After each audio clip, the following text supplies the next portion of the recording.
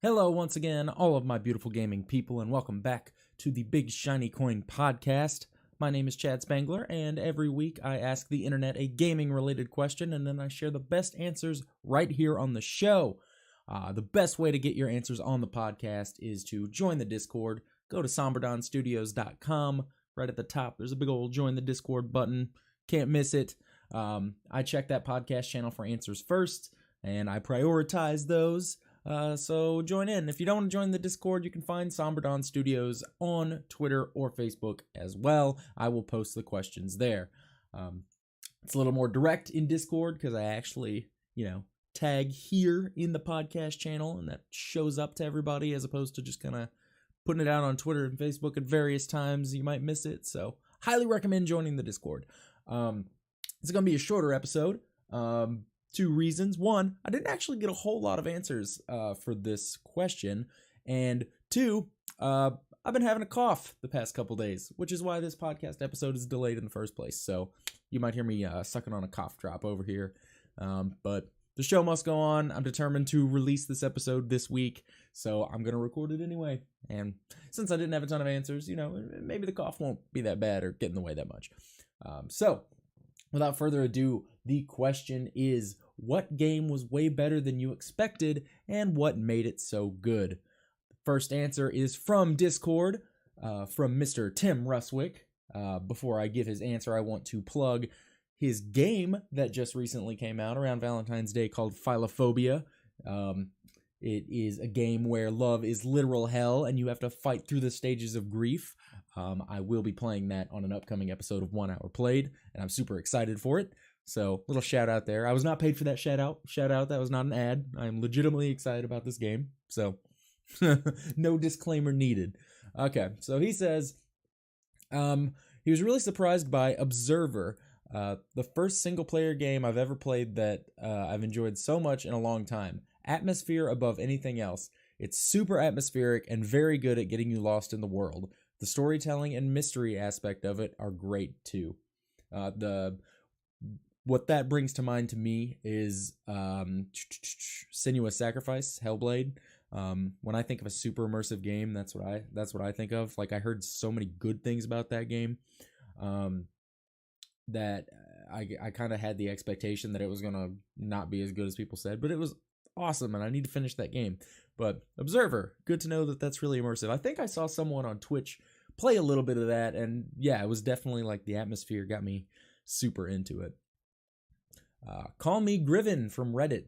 Divinity Original Sin 2. I had never was into turn-based combat before, but this game got me addicted. AAA quality, engaging story, actually have to look for clues. Most problems have many different solutions. The list goes on. It needed 500k funding and received 2 million. Added in the features from the stretch goals, released on time, and multiplayer works so well. One of my top 5 games. I did not know that it had a $500,000 funding goal and beat it by 4 times. That's incredible. I've played the first one, parts of the first one. Have not played the second one yet. I hear it is a lot better, and that's high praise because I enjoyed the first one. Funny story, Divinity Original Sin 1, I had installed like the regular edition of the game on one of my Steam accounts, and then on my Somber Studios account, I installed the definitive edition, or vice versa, one or the other. And so like I realized that I had been playing the expanded edition for 5 hours, and I was like, well, crap. So then I kind of restarted my game. I wanted to get a taste of it, and then play the rethink my character choices in the beginning, because when you dive into an RPG like that, you don't exactly know what classes you're gonna like. Sometimes I like playing melee in some games. A lot of the times I enjoy being spellcaster, and you don't really know until you get into that. So I definitely need to try Divinity Original Sin 2. I've just heard such good things about it. I don't think I've heard a single bad thing about it. Okay, Ekbowler from Reddit. Doom 2016. Hear me out. I do not like FPS games. Pretty much every FPS game I've played feels like a shooting gallery in between set pieces. I've been pretty disappointed with pretty much every military shooter ever, and thought the genre just wasn't for me. Then, holy shit, this blew me away. I would never have touched it if the demo wasn't so good. No cover, no indistinguishable guns, no blurry military dudes, no reloading, just running and gunning fun. I always play on the harder difficulties to give me that rush, and it's one of the few games that I routinely come back to. And the writing, it's way better than it has to be. Since I've dived into the Wolfenstein games, and now those are the only 2 FPS series that I play. I hope more stuff comes out in that vein. But until then, I'm eagerly awaiting Doom Eternal, whereas Doom 2016 was in development. I just kind of shrugged at it. I actually played the Doom 2016 beta and didn't get the actual game, which is a shame because, like, you know, I've heard it's so good. Like, I don't know. At the time, I just, like, didn't feel like I had enough time to actually get the game. I really enjoyed the beta. I thought it was fantastic, you know, for the exact reasons he says. Like, I'm not a huge FPS person. I like the genre. You know, I've been into it before. I absolutely loved Halos 1 through 3. And then kind of fell off the series after that. But yeah, Doom was definitely a good change of pace. And it just really, you felt like you were in there, you know? Haven't played Wolfenstein, but I did not think that was in the same vein as Doom. Maybe it is, but like not as kind of crazy chaotic, but I've heard good things about that game too, so I'll have to check that out. Stetson from Facebook, Resident Evil 2 Remake. The amount of detail in every room, the visceral combat, and the heavy dose of nostalgia all roll up into an amazing experience with immense replay value. Tack on extra content after the campaigns, and you have the makings of a game of the year or greatest of all time. This game is getting such high praise, and it's crazy that someone might consider their game of the year to be a remake. That just seems so bonkers to me. But I mean, if it's good, it's good. I watched my friend play RE4 quite a bit. I played RE5 and loved it. I have the Resident Evil 5 Red Xbox. That thing is cool as hell. I didn't play 6, but heard it was not great. And then I heard 7 was phenomenal. And apparently this remake is phenomenal. So, good on the Resident Evil series for kind of bouncing back after what I heard was not a great 6. Maybe I'm wrong. If I'm wrong, pop in the Discord. Tell me, oh, Resident Evil 6 was great. Booty Hunter 69420 from Reddit. Really? Booty Hunter 69420 from Reddit. Thanks. Thank you. Persona 5. I thought it would be boring because of how long it was in the turn-based combat. I was completely wrong. Everything from the characters to the music was great. I put 122 hours into this game and I still want to continue. I've heard amazing things about Persona 5. And I actually watched a video on YouTube about why the design of it, like the design of the menus, is so good. It's really interesting because like the video is just like, these menus are amazing, and I'm like, who gets hyped about menus? But then it like explained why it's so good and why it's so engaging. I'm like, oh, that is pretty cool. I kind of wish I owned a PS4 so I could play Persona 5. I had never really heard of the series before Persona 5, but I've been hearing such good things about it. Knittin' and Bitchin' from Reddit. Dead Space 3. I 100% hated the first Dead Space. I think I played it for maybe an hour before I got so mad at the stupid controls that I put it down and never picked it up again. Never played 2. Then my friend whined me into playing 3 with him because it was co-op and we could shoot space zombies together, and come on, it'll be fun.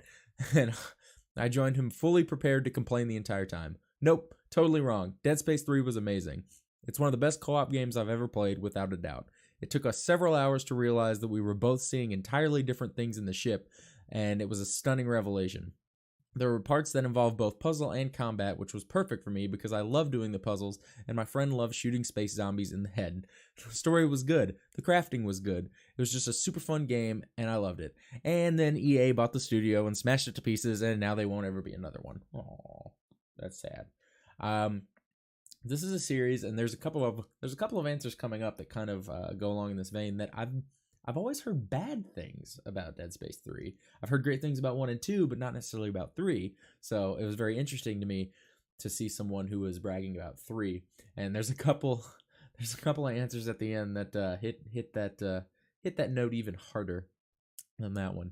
But we'll get to those. Narazi J from Reddit says, Sea of Thieves. I ignored it for a year after bad reviews, but they really capture the feeling of being a pirate with your bros. And they've added quite a bit of content for free since, and it just looks amazing. I knew some streamers that were playing Sea of Thieves when it first launched, and they were having a blast with it. It got pretty panned on release because it was, people just thought it was like a big empty world. But I know a lot of people who still enjoyed it, as long as it seemed like in the beginning it very much depended on if you had people playing with you or not, because alone it sounded like it wasn't that great. But if you weren't alone, if you had friends to play with, it sounded like even though there wasn't a ton of content, it was still super fun. But I heard mixed things. But in general, I think maybe the game got more flack than it deserved, and it wasn't an early access, right? I don't think there was an early access for Sea of Thieves. Maybe I'm wrong. Maybe that would have been better if there was less content, but it was an early access. Maybe people would have been more warm to that. But I'm glad to hear that they've added more content since the beginning. That's kind of what No Man's Sky did. There was like a lot of talk about it, and then it completely flopped because it was just like, oh my god, there's this massive universe to explore, and then there was just nothing in it. But I've heard that they've added a ton to that game too. So good to see that. It just goes to show that, like, even if you have a bad initial release, you can turn your game into something great if it's something subscription based like that.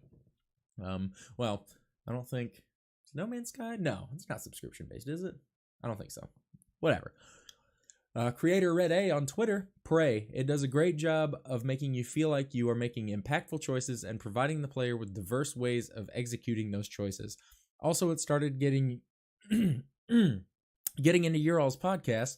Looking forward to catching up on the new episodes. Why, thank you. Good to know we have a recurring listener. Up until this answer, I didn't really cough, and then I just couldn't make it anymore. So I think I had a good run before a cough. But yes, thank you, Creator Red A. You are that's good confidence that this podcast is reaching somebody and doing something. So thanks for the listen. I only play as Wildcard from Reddit. I thought Twilight Princess would be the most boring game I ever played, mostly because I was 9 and the cover looked boring to me. But it's literally the best game and was the reason I got into the Zelda series. That was one of the first ones, one of the first 3D Zeldas I can remember playing, because I didn't play Wind Waker. What 3D ones were between Wind Waker and Twilight Princess? Were there any? I feel like there were at least 1 or 2 in there. I think that was like the first 3D one I played. Yeah, and I really liked it too. I remember liking the controls. I can still kind of remember some of the scenery in it, and I really liked it. JX from Reddit, JX, Jaeyx, however you pronounce that, from Reddit. Assassin's Creed Odyssey. I tried playing the series a while back, but 1 and 2 were the most boring and repetitive, uninteresting games I've played in a long time. Decided to play Odyssey on a whim because my new roommate had it. I had a great time. It brought me back to the joys of The Witcher, although not quite at that level. Story is nothing special, but the gameplay is fun, and it's beautiful. Just make sure you play as the female character. My roommate says the guy's lines can be cringy sometimes, but female has phenomenal voice acting. Good tip. And it's also beautiful. Like, not to be one of those guys, but I genuinely would stop for a second on the regular just to admire how well done it is visually. I've only played 1 Assassin's Creed game, and it was Black Flag, and I had a blast. I've been told by several people that that's one of the best ones, so I'm kind of glad. I've been told Assassin's Creed can be a little hit or miss, but I also know super fans who, play every single one, love them. I can see if they have the same structure, how that could get old, because I started to, toward the end of Black Flag, got a little tired of mission structures here or there, but glad to hear that Odyssey is good. It seems to kind of peak and valley a little bit in quality of Assassin's Creed. It's kind of, I don't know, seems hit or miss. Joseph on Facebook says, Hades, but maybe that's not fair because it's in early access. I've yet to play a roguelike that requires such precision. Every movement and attack feels like orchestrated chaos. I've wanted to check out Hades, and I think I might play it for an episode of 1 Hour Played coming up pretty soon, because it looks so interesting. The visual style is very like comic sort of as it hits me, and like it looks like a really fun game. And I've been trying to get into roguelikes because I kind of want to make one. Ooh, teaser. But yeah, Hardwood 627 of Reddit, Crackdown 3. I never played any of the other ones and just picked up this one on Game Pass, and I'm having so much fun. You're basically a superhero, blowing shit up, killing bad guys in ridiculous ways. The combat is super easy, collecting things does not feel tedious, and it doesn't take itself seriously at all. It's just a bunch of dumb fun, and I love it. It's a huge change of pace from the more serious competitive games I usually play. I would recommend anyone who has Game Pass to play it. This is one of those answers where I've been hearing the exact opposite. People seem to hate that game, but I'm glad that, it seems like this person likes this game for what it is. Some people expect games to be a lot more than they're supposed to be. And I never played the Crackdown series, but I wonder, was Crackdown 3 maybe did it make like a big departure from 1 and 2, like story-wise? I'm not sure. But I saw game footage and it doesn't look like anything like I would personally want to play, but I mean, it sounds like what you describe it as, just dumb fun where you're a superhero blowing stuff up. I mean, that sounds like a good way to blow off some steam for me. And our final answer is from Deadpool on Reddit. Fortnite. Thought it was just a shitty battle royale that was just going to cash in on the format. Turned out to be a lot of fun, and it really pushed the genre forward. Man, this is one that has been so controversial because it seems like you either love Fortnite or you hate Fortnite. And I think I mentioned this in a previous podcast episode or on some kind of video of ours. But I played it for 1 hour played, and I think it gets a lot more hate than it deserves. It's a good game. It's fun, and I can see how it can seem like Fortnite was just casting in on what PUBG had. But I think they nailed it. Like, I was never interested in PUBG. The art style just did not strike me as anything that I wanted to play. Didn't seem like it would keep my attention for very long. And every time I watched someone play it, it was just like they were driving in the middle of nowhere. And I'm like, where does the fun start? But Fortnite, the visual style pulled me in immediately. So it did something right. It's like the biggest game on the planet right now. So, I enjoyed it. Don't think I'll play it too much more, but I did enjoy it for what it was. So that's it for this episode of the Big Shiny Coin podcast. I thought it was going to be kind of short, but it ended up being a decent length episode. I'm trying to keep these around 20 minutes or maybe a little more. Just, I don't want to. This is just kind of more commentary on the actual podcast. I don't want to make like huge long episodes because like I feel like that can be intimidating for new listeners. But hey, if you would prefer like huge long episodes of this, like hour long, like more traditional podcast format, let me know. Hop in Discord. Let me know. That's it for this episode. If you're into this and you're watching on YouTube, let's see, it's on YouTube.